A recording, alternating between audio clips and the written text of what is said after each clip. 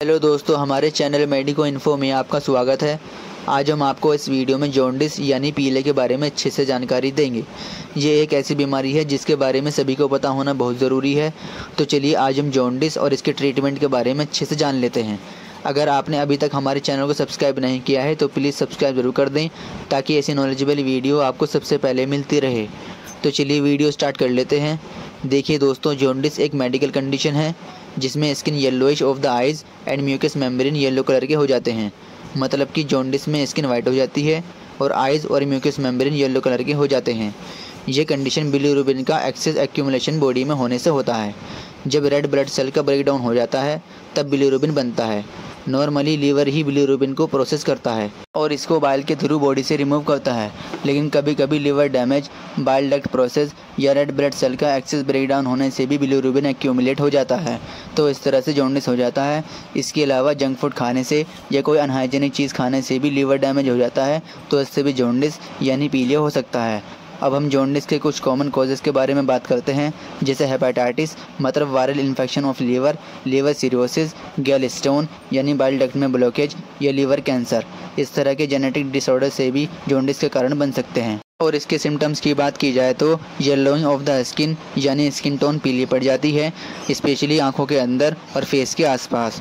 Yellowing of the eyes मतलब eyes के अंदर जिसे स्क्लेरा बोलते हैं, ये भी पीली पड़ जाती है। येलोइंग ऑफ म्यूकस मेम्ब्रेन मतलब माउथ के इनसाइड एरिया, टंग पर भी पीलापन दिखाई देता है।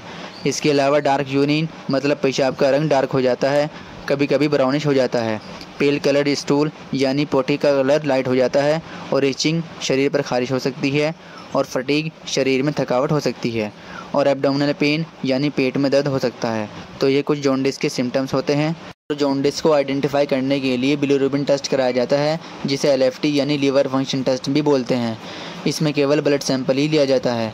आइडेंटिफिकेशन में दो तरह के बिलीरुबिन आते हैं, डायरेक्ट और इनडायरेक्ट। डायरेक्ट को कॉन्जुगेटेड और इनडायरेक्ट को अनकॉन्जुगेटेड बोलते हैं। अगर डायरेक्ट बिलीरुबिन बढ़ा हुआ आता है तो समझ लीजिए लीवर में कोई समस्या है, क्योंकि बिलीरुबिन का जो सोर्स होता है वो लीवर ही होता है, इसलिए लीवर में कोई समस्या हो सकती है, हिपैटिक डक्ट में कोई समस्या हो सकती है या गैल ब्लैडर में कोई समस्या हो सकती है। और अगर इनडायरेक्ट बिलीरुबिन बढ़ा हुआ आता है तो समझ लीजिए लीवर में कोई समस्या नहीं है, सिर्फ आरबीसी वगैरह ब्रेकडाउन हो गई है, जिसकी वजह से इनडायरेक्ट बिलीरुबिन बढ़ गया है। तो इस तरह से इनडायरेक्ट और इनडायरेक्ट बिलीरुबिन का पता लगाया जा सकता है। इसके ट्रीटमेंट की बात की जाए तो ट्रीटमेंट दोनों कंडीशन में लगभग सेम ही होता है, बस हल्का सा फ़र्क होता है। देखिए दोस्तों, वैसे तो सभी पेशेंट का ट्रीटमेंट उसके कंडीशन के हिसाब से दिया जाता है, लेकिन एक नॉर्मली ट्रीटमेंट होता है जो हॉस्पिटल्स और क्लिनिक्स में सभी पेशेंट को दिया जाता है, जिसके बारे में हम आपको बताएंगे। सबसे पहले LIV52 सिरप दिया जाता है, जो लीवर को ख़राब होने से बचाता है, लीवर को ताकत देता है और पीले के सिम्टम्स को कम करता है। और लीवर डैमेज की वजह से या इंटेस्टाइन डैमेज की वजह से गैस एसिडिटी बन जाती है तो उसके लिए DSR कैप्सूल भी दिया जाता है। इस कंडीशन में आप अच्छी कंपनी की दवाई ही यूज़ करें, जैसे रेबिकैन DSR, पेंटोप DSR।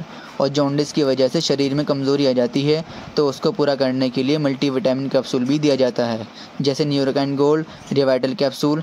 इस तरह का कोई भी अच्छी सी कंपनी का कैप्सूल ले सकते हैं। और 2 एंटीबायोटिक टैबलेट मेट्रोनिडाज़ोल 200 mg या 400 mg के साथ हेपाकाइन 150 mg टैबलेट भी लगा सकते हैं। इसके साथ में ड्रिप भी लगाई जाती है, लाइक D5, D10 इस तरह के IV फ्लूइड भी लगाए जाते हैं। इस ट्रीटमेंट के चलते पेशेंट को 15 से 20 दिन तक का बेड रेस्ट करना पड़ता है और साथ में जंक फूड और पीली चीज़ों को खाने से बचना पड़ता है। इसके डोज की बात की जाए तो DSR कैप्सूल दिन में 2 बार सुबह खाली पेट और शाम खाली पेट लेना चाहिए। और सिरप LIV52 5 ml दिन में 3 बार खाली पेट ले सकते हैं। इसके अलावा मेट्रोजिल और हेपाकाइन टैबलेट दिन में 2 बार पेशेंट की एज और कंडीशन के हिसाब से ले सकते हैं। और न्यूरोकाइन गोल्ड कैप्सूल दिन में 1 बार रात में ले सकते हैं। इस तरह से पेशेंट को जॉन्डिस का ट्रीटमेंट दिया जाता है। उम्मीद करता हूँ आपको हमारी वीडियो पसंद आई होगी। प्लीज़ वीडियो को लाइक और चैनल को सब्सक्राइब ज़रूर करें। Thank you.